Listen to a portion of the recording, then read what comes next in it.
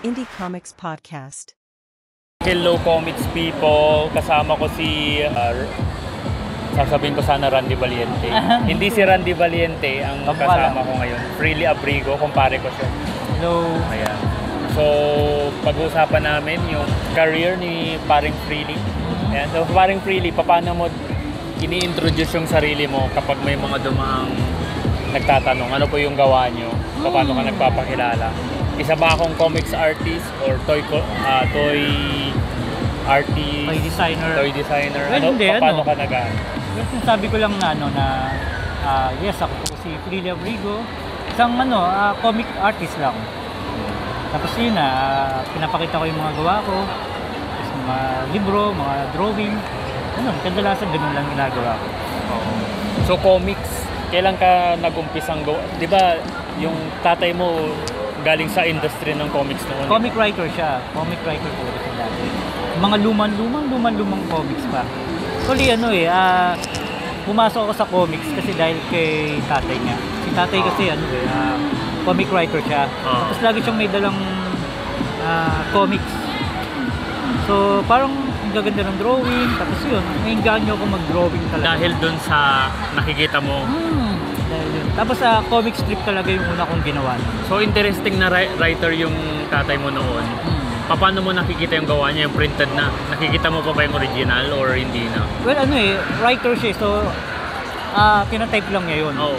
Pero yung mga tinatype niyang stories, nababasa mo na lang sa comics? Sa comics na. Hindi mo na nakikita yung original page na drawing ng artist? Actually, yung write ni tatay, hindi lang yung binabasa kasi iba-iba mga comics. Tsaka iba-iba yung dinadala niyang comics yun. Mga anong taon yun nung ganon?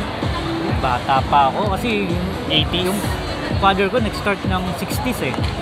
Oo, nagsusulat na siya.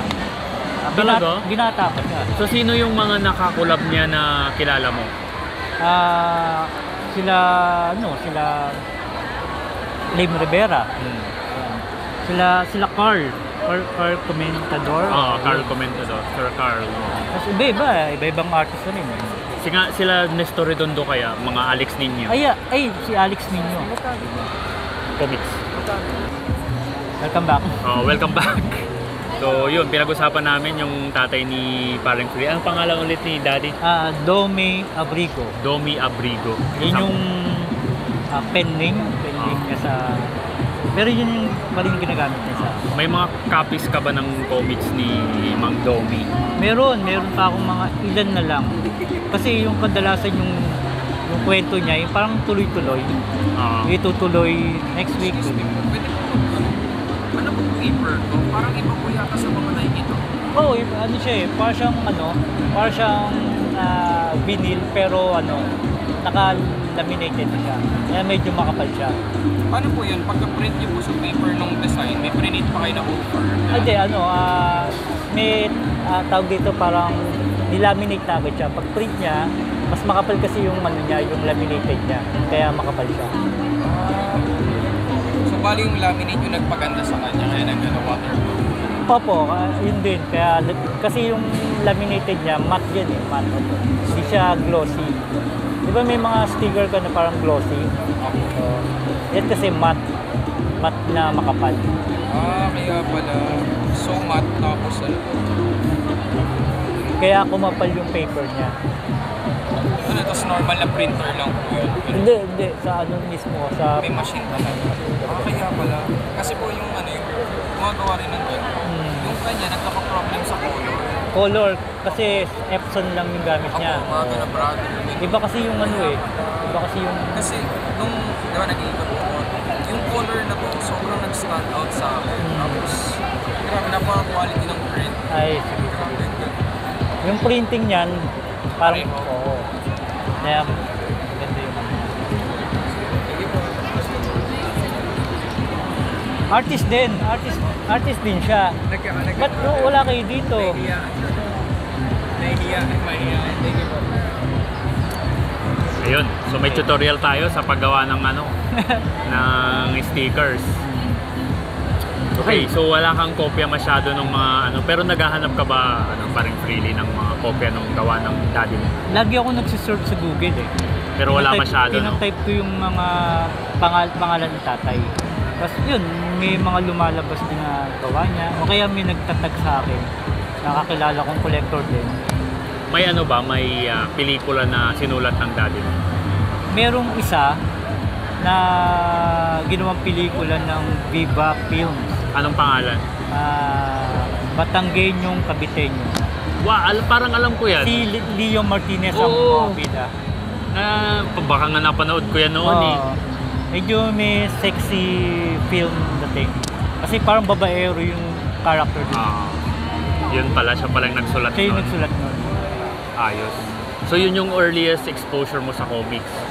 Doon sa ano. Pero ano yung mga binabasa mo nung bata ka pa na comics? May mga binabasa ka bang titles noon na sinusundan? Kadalasan kasi pag galing kami sa palengke, mamalengke, sumasama ako eh. Siyempre, bumibili kami ng funny comics. Funny comics. Yan, kadalasan. Pero yung mga dala ng tatay kasi, di ba, kasi si tatay kasi, part-time lang niya yung pagko-comics eh. Nagtatrabaho siya sa Makati, purchasing. Tapos paggabi, dun siya nagtatype para sa comics. Tapos, yun nga, after niyang umuwi, bumibili siya ng mga comics para yun, basahin ko din. Doon ako natutong magbasa ng Tagalog, ng malinaw, kasi kino-correct yun eh. Correct. Hindi sila naglalabas ng comics na mali-mali yung nakasulat na Tagalog. Di ba bata pa tayo, nahihirapan tayo magbasa, di ba? Kahit Tagalog eh. Doon talaga parang nahihinganyo kang bumilis magbasa sa Tagalog. Kaya nga yung mga isang advice daw na kunyari anak mo Inglesero, magbasahin mo ng Tagalog na comics. Para madaling matuto, no? So, comics naman. Kailan ka unang gumawa ng comics na sarili mo? Kahit na nung high school ka or college? Yung hindi pa professional? Hindi pa. Ayun, syempre, di ba, nagbabasa ako ng comics, nagdo-drawing ako sa notebook. Syempre, usually ganun, sa likod ng notebook. Tapos sumasali sa mga school. Pero yung comics, meron ka nang ginawa noon sa notebook? Yung high school ako, may ginawa akong comics. Pero kasi uso-uso yung mga wrestling yun eh. So wrestling parang, yung wrestling. Tungkol sa wrestling. Yung mga cards na nabibili, yan, tinitrace ko yun, tapos ginagawa ko siya ng kwento. May kopya ka pa ba noon? Wala na. Sayang, no? Pero naalala ko, hinihiram ng classmate ko yun. Para basahin? Isang linggo, nandun sa kanila, tapos original yun. Oo nga eh. Ganun yung ginagawa ko noon, tapos nung one time, ang tagal na hindi binalik, mga buwan, sabi ko, nawala na yata yung original art ko. Saka ako naisipang ipa-photocopy, tapos yun yung papabasa. Bigay na lang. Hindi, kung hindi ko binibigay, hiram pa rin. Pero kung hindi nila binalik, okay lang kasi photocopy naman siya. Tapos ano pa nga yun, yung papel na yun, parang brown paper pa nga yun. Hindi sa papel sa puting papel, hindi brown paper. Nakakatuwa kasi na wrestling eh. Siyempre yung mga katawan ng mga lalaki. Tinitrace ko, mga nakasuplex pa nga. Mga drawing ko nun. Gawa ka ulit? Oo nga eh. Yung i-redraw mo ng comics mo na, tapos maglabas ka ng indie kahit yung mga photocopied na. Oo nga eh. Kahit na short lang. Ayun nga eh. Kaya ba macho si Kapitan Tom dahil doon? O hindi Hindi, sinadya medyo yun? iba yung kwento nun eh. Kasi yung drawing ko kasi gusto ko medyo distorted eh. Gusto ko medyo papansin eh. Kaya medyo malaki katawan niya, tas maliit yung cartoons kasi cartoons. So kailan ka naman unang naka-break in sa comics? Kasi yung una mong title na na-publish? Yung kwento niyan kasi parang ganito eh. So yung nakita ng father ko na nagdo-drawing ako. So iningganyo kung gumawa kami ng collaboration. Siya yung magsusulat, ikaw magdo-drawing. Tapos gumawa kami ng gano'n, tapos pinasa namin sa publication. Kasi nasa publication na rin siya eh. Pinakilala niya ako sa editor, pinagawa niya ako. Ayun, pero hindi siya hindi siya na-publish. Realistic style yan? Realistic style? Hindi. Cartoon pa din? Cartoons pa rin. Muli yun eh. Ang drawing ko nun sobrang simple lang eh. Tuldok lang eh. Kasi parang ang character ko doon is spirito, dalawang spirito. Tapos parang ang drawing niya parang ganun lang, tuldok, tapos may dialogue. Parang lumilipad lang sila. Tapos more on dialogue kasi dun yung punchline. Anong sabi nung editor? Ba't hindi daw na-publish? Meron puno yung slot. Kumbaga, kailangan kasi ng slot. Anong dyaryo yun? Kung sakali? Nakalimutan ko na, pero Hindi siya yung tabloid eh. tabloid. Local. Tapos yun nga, after ko nung gumawa nun, gumagawa pa rin ako ng sarili ko. So may mga character na ako. Okay. So, story niya is yung dialogue, yung punchline. Hindi siya na-publish. Sayang naman. So, ano yung sumunod? So, hindi siya na-publish. Paano ka naka-break-in naman sa ano? Gumagawa pa rin ako sa bahay. Oo. Gumagawa pa ng comic strip. May character na yun, may mga tao na yun. Tapos, ginagawa ko dati, gumagawa ako ng mga comic strip. Pumupunta ako sa mga iba-ibang mga publication. So, ang target mo talaga noon, strip? Comic strip, oh. Strip talaga yung target. Oh. So, alam ko na kung paano paggawa ng script eh. Punta ako sa publication, sa mga newspaper, sa Daily Inquirer. Doon ko nga nakita si Jess Abrera. Doon ako nagpasa kanya. Pero hindi pa rin natanggap. Wala pa din, oo. Kasi ano eh, Slot. may slot eh, slot eh. Yun. So doon ako nagsimula maging comic strip artist. Ano yung una mong title na na-publish at saang dyaryo? Ayun, meron akong pinasa bandang Cubao. Atlas publication yun eh. Meron Atlas. silang newspaper noon. Nagpasa ako doon. Okay. Ayun, bali nagpasa ako ng local newspaper siya sa Atlas publication. Ano nung title ng publication na yun? Yung diaryo hindi ko na matandaan eh. Pero tabloid lang siya. Hindi siya na-existing ngayon, wala na? Wala na. Tapos nagpasa lang ako, nag-try ako pumunta ako kasi ang ginagawa ko, pumupunta talaga ako sa sa mga sa mga dyaryo, sa mga offices nila. Tapos nagpapadala ako ng mga sample of works ko. Tapos ayun, okay naman, nakapasa yung drawing ko. So sabi niya, Publish natin. publish top-publish. Tapos ang binigay niyang rate sa akin, alam mo kung magkano, isang comic strip, 35 pesos. Anong taon yun? 90s?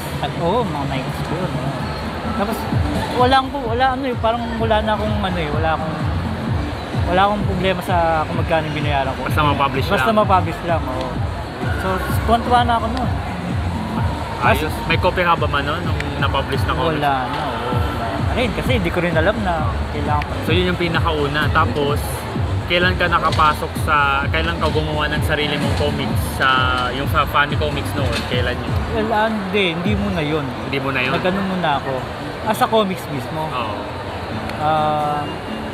So tuloy-tuloy ka muna nag-strips? Iba-ibang dyaryo yun, local. So nawala na yun sa Cubao. Naganap na naman ako ibang bagong comics, dyaryo. Pasa na naman, tanggap. So, tuloy-tuloy na yun. Nakapunta ako sa isang publication na in-house. So ako yung nag-editorial, nagko-comic strip, sabay nun, mga filler. May copy ka pa ba nung wala din? Wala na rin eh. Pero yung mga original art, pinapasa mo ng hindi ka nag-ano? Kasi nandun ako eh, so inuwi ko rin, ini-scan lang nila. Pero yun, may copy ka pa nun? Meron pa ako ng mga copy. Tapos yun nga, yung bukod doon sa comics na, nag-try naman ako. Actually, yung friend kong artist din, tinawagan niya ako. Sabi niya, mag-open daw uli ng yung Funny Comics. Kasi matagal na nawala yung Funny Comics. So parang nilang gusto nang i-revive yung Funny Comics. So, tinawagan ako ng friend ko, which is yung editor nun, is kakilala ko rin. Sabi niya, kung gusto ko daw magpasa, puntahan namin, tapos magpasa kami.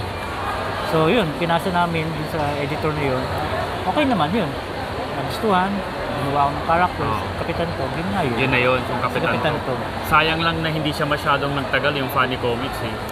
Pawala na kasi talaga yung comics nung time na yan. Ang pagkakaalala ko, kami yung pinakahuling-huling labas ng Funny Comics. Parang 5 issue lang yata yung Oo. nilabas. O 4, 5. Anong feeling mo nung nawala yung Funny Comics? Nalungkot ka? Nung una, syempre yung nalungkot talaga ako. Kasi pero pangarap ko talagang kasi bata pa lang ako, may bilhin na ako ng Funny Comics. Binabasa mo, Nagulat, tapos ikaw na yung nag-drawing doon. At tapos, after ng Funny Comics, ano na yung next na ginawa mo?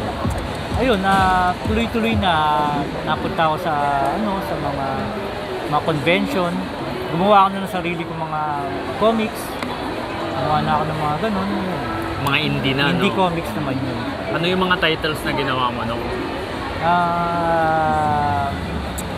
Meron akong ginawa na pambata pero pang matanda yung storya. So kunyari parang bata yung mga bida pero mga storya mature, mga nagmumurahan. Alam mo yun? Anong title nun? Ano nga ba title? Nakalimutan ko.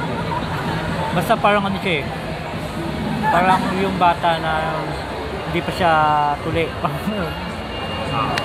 Beep beep. Anong ang tawag dito? Anong taon yun ulit? Mga early 2000s pa? Early 2000 na yun. Kasi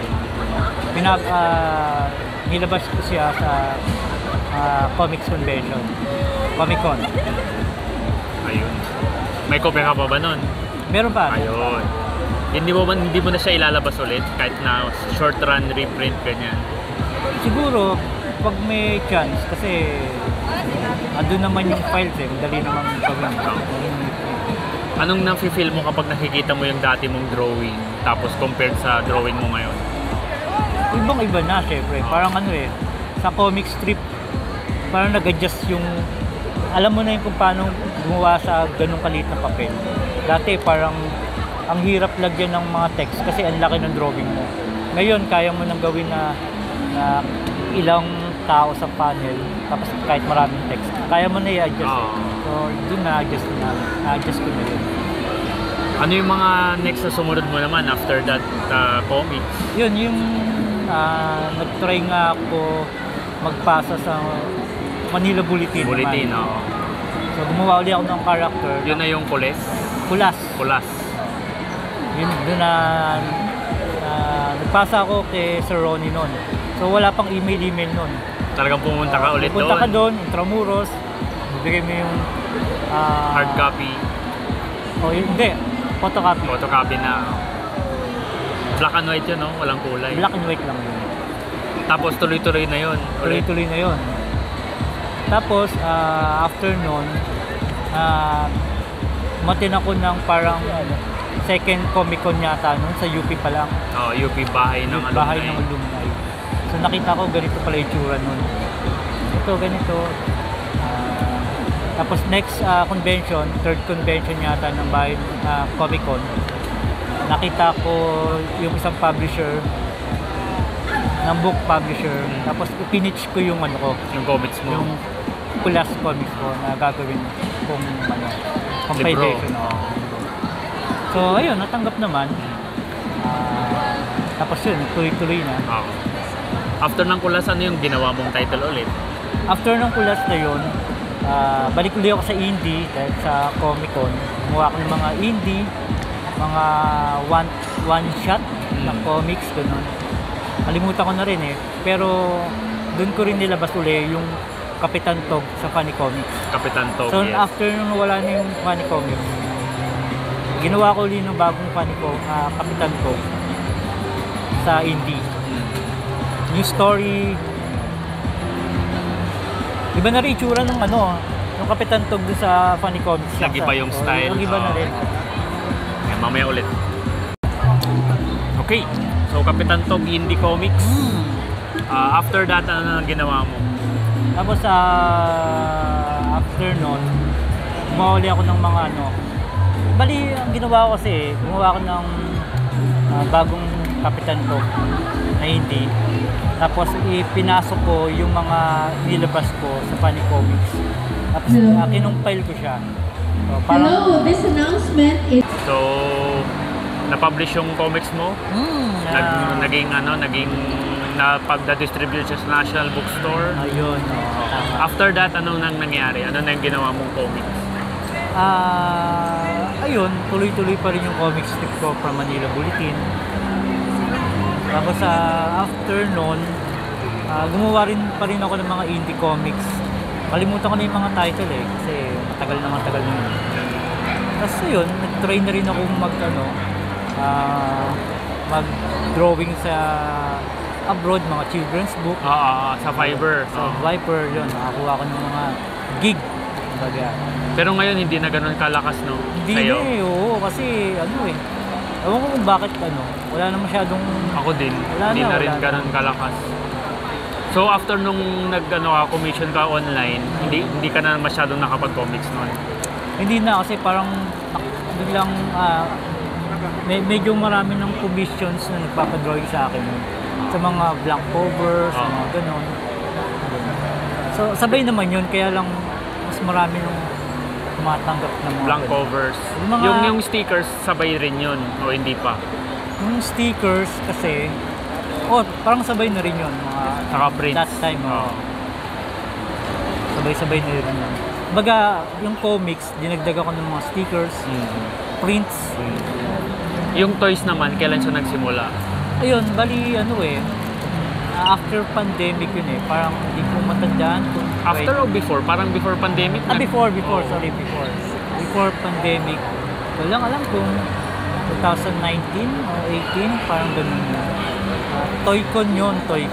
Tapos, sinong nagsabi sa'yo na, "Uy, Freely, gawa ka ng toys"? Hindi, Naisip mo lang? Kasi yung event na yun, Toycon, nakita ko, yung mga toy designer, may mga gawa nga, gaganda. Tapos sabi ko, promise ko na gusto mo rin? Next year, magiging toy designer din ako. So, ayun, parang ginawa ko, nagtanong-tanong ako sa mga toys, paano ginawa. Hindi naman sila madamot sa information. Yun ang maganda kasi sila ang magaling magbigay ng mga info. Nag-share naman sila kung ano yung mga gamit, kung ano yung mga ginagawa nila. Yun, nag-share naman sila. Kailan mo nagawa ano yung pinakaunang art toy na ginawa mo? Bali kasi medyo tiningnan ko rin muna kung ano yung mga wala pa sa mga toy designer, mga character nila. Sabi ko, gumawa ako ng isang character na babae naman. Tapos kadalasan kasi puro lalaki, puro mecha. Sabi ko, konti lang yung babae. Babae naman yung character ko. Kabalik ko lang lalaki ako tapos babae yung mga ganun. So unang ginawa ko, pangalan niya is Kiki. So Filipino-Japanese character siya. So Kiki, kaya Kiki kasi madaling tandaan. So hindi siya bastos pero parang ganoon na rin yun. Mas madaling tandaan. So yun yung nauna. Tapos may alam ko, parang may following na rin si Kiki. After nun, so naglabas ako ng mga toy design, mga iba-ibang colorway. Naglabas naman ako isang character naman. So ang pangalan naman niya is Pepe. So hindi na naman bastos yun. Hindi din bastos yun. Hindi na naman bastos yun kasi si Rizal ang palayaw niya is Pepe. Pinoy na Pinoy pa rin. So ganun pa rin, para mas madali siyang tandaan. So dalawa yung pinaka-main main toy line, Kiki and Pepe. Yes, meron pa. Kaya lang this year, baka maglabas tuloy ako, bagong toy line naman, parang ibang character naman. Kailan mo na-realize na sumisikat ka na doon sa paggawa ng toys? And una, hindi pa ako sikat sa toys. Hindi kasi may sinula dyan Manila, bumibili sa'yo eh. Medyo medyo mahirap kasi yung from comics nag-jump ka to toys. Iba kasi yung iba yung mga attendees, iba yung mga collectors, iba yung ibang tao Kumbaga sa comics, sa convention, halos kilala ko na rin yung mga taong pupunta every year, every con, slowly nakikita ko. Ito iba na naman ibang mukha Parang gano'n. So ayun. Okay naman. Ayun. Okay, dahil maingay na, i-end na natin dito. Ano yung ma-advise mo sa mga aspiring comics creators or toy designers? Well, kasi sa comics syempre, sarap mag-comics eh. Lalo na pag kunyari yung ikaw mismo na sa'yo galing yung idea, yung walang pumipigil sa'yo, sarap eh, free will kumbaga kung ano gusto mo. At the same time, pwede ka rin naman mag-toys kasi pwede mo ma-adapt yung natutunan mo sa comics to a toy. Yun din, pwede mo rin gawin kung ano gusto mo. Sabay na lang. Ayun, ginagawa ko din yun, sabay. Tapos, plano ko nga, mag-paint na rin. Paint. Kasi from comics, toys, tsaka painting. Ganun ginagawa usually, no? Sila Quicks, nagpe-painting na rin eh. Din, ganun din. Kaya lang di sila nagko-comics. Hindi sila nagko-comics. Yun ang advantage mo. Pwede kong pwede kong i-adapt yung comic style ko sa painting. Tsaka sa toys. Oo, wag ka nang magbago ng style, yung ganun na lang din. Parang ganun. Ayun. Saan ka pwedeng i-follow? Paring Freely Follow. online? Pak! Follow, Freely Abrigo. Facebook, Instagram. TikTok? Wala. Ang Twitter. TikTok. Di Okay rin. lang. Twitter, meron din. Pero pinaka-active ka Facebook and Instagram. Okay. Tsaka convention. Convention. Mga convention ito. Maraming convention, so pwede kayo lang anytime. Comic-Con. Comic-Con. Ganyan. Comic-Con, Thank you. doon ako nagsimula. Thank you, comics people. Bye-bye.